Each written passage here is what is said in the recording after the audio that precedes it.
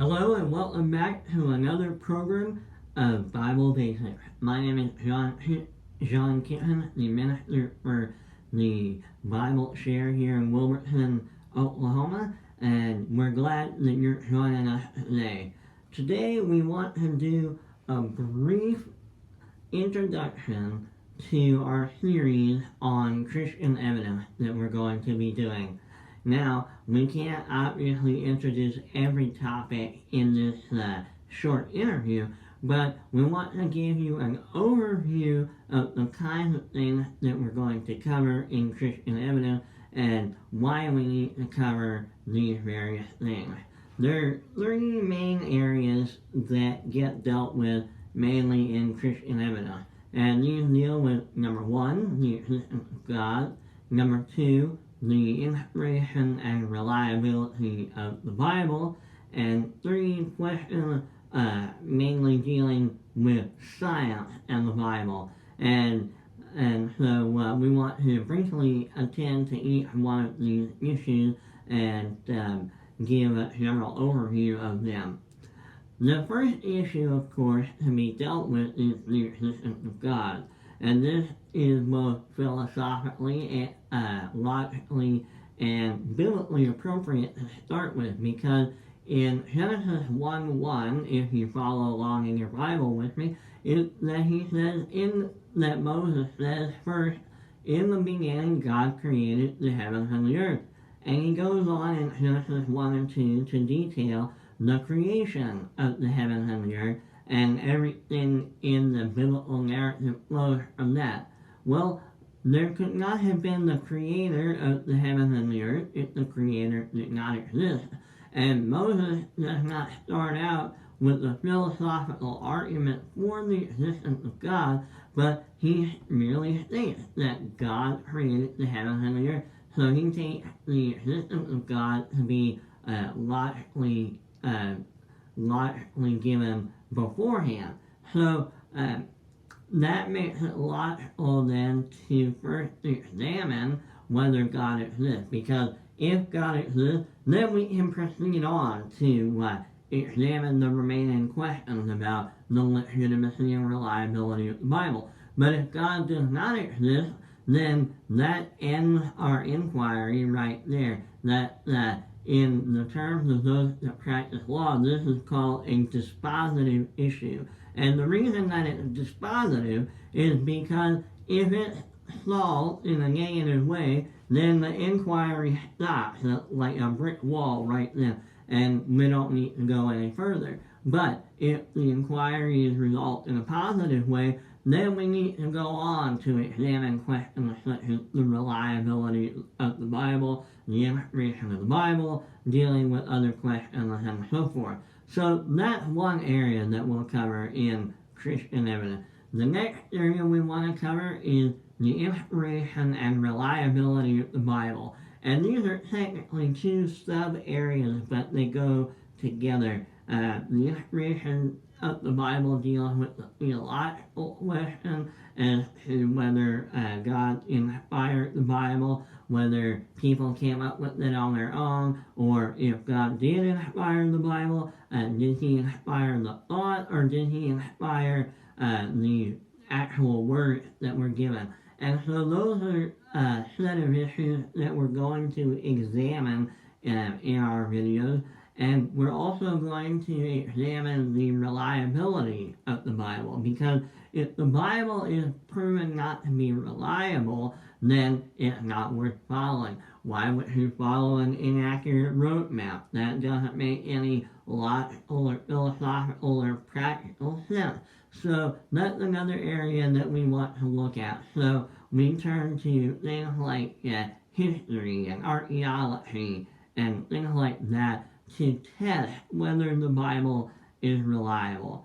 And the third, and as a result, then that leads us to the question of prophecies and miracles, because those are treated in the Bible, and so we have to deal with those questions too. Are these real things, or were they just, as the saying goes, made up by a whole bunch of good old Jewish boys sitting around the campfire?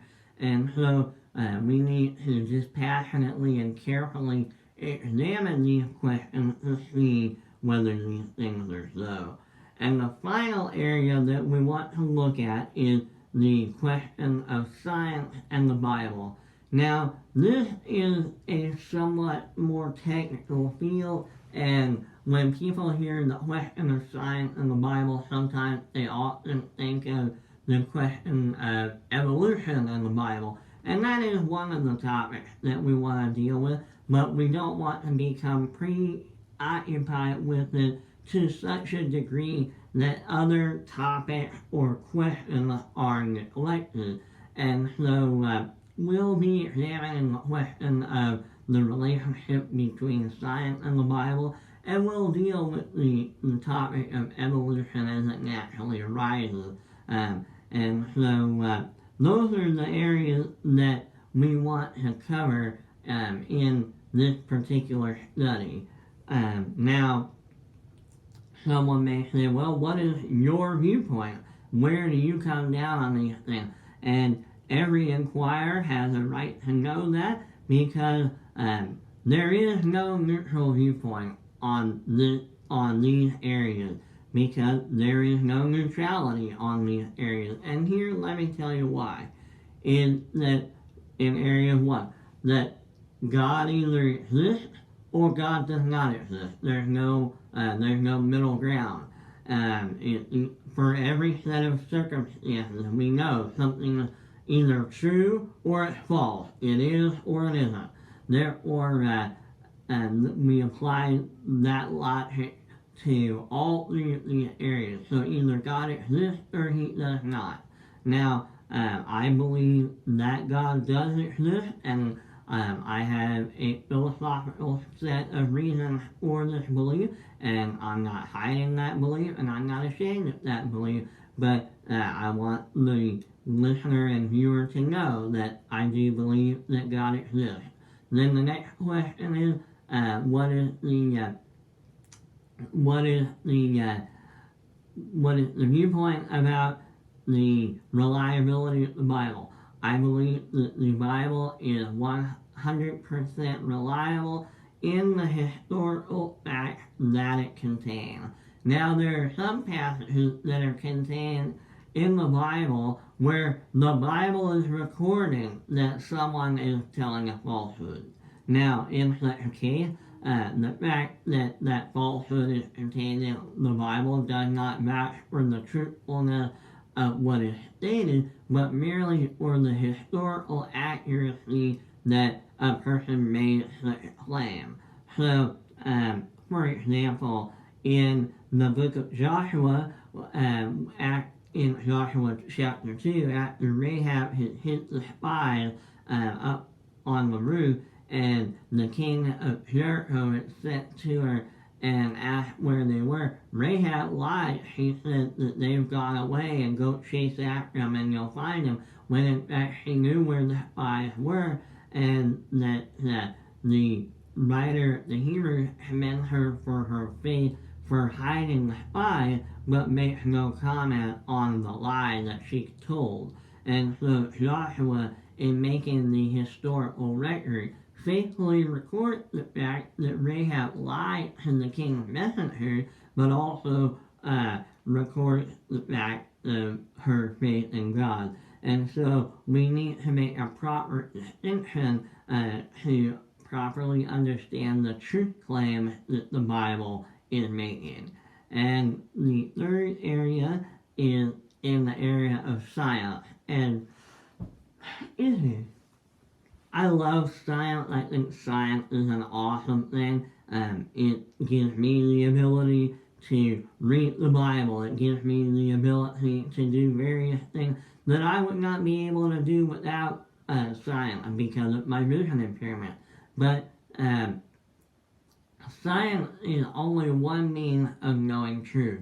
Another means of knowing truth is through the method of inductive reasoning and through the historical critical method that I use all the time when I was engaged in the practice of law. And so we know from that experience that the scientific evidence and the testimony that is given by the scientific expert is only one of various different means of knowing, of bringing knowledge to hand for examination.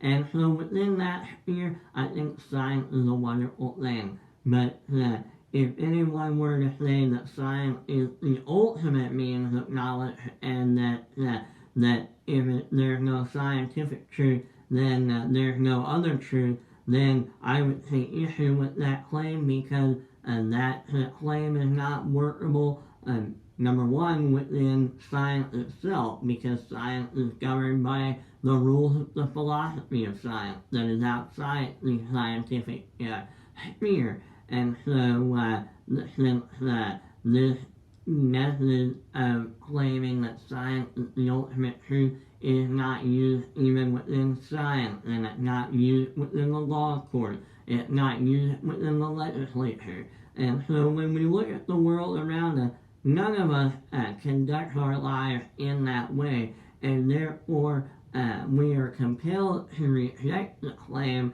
that science is the ultimate arbiter of truth. And we also love reason, and we think that reason is a wonderful thing and should be used properly to help us ascertain truth. But I like what one writer said, and unfortunately I don't remember his name, or we would give due credit to him, but he argued that if one extinguishes the light of reason to make way for the light of revelation, he has actually extinguished the light of both. And I think there's a lot of truth in that. That divine revelation gives us truth, but reason gives us truth, and science gives us truth, and the real truth of these things will always agree with one another, and there will never be any conflict between true faith and true science, between true reason and true science, or between true reason and true faith. And so that's the framework that I approach when I look at these things, and that certainly does not inhibit me in any way from evaluating an alternative viewpoint in a fair way. And let me give you an example that is contrary to demonstrate this point.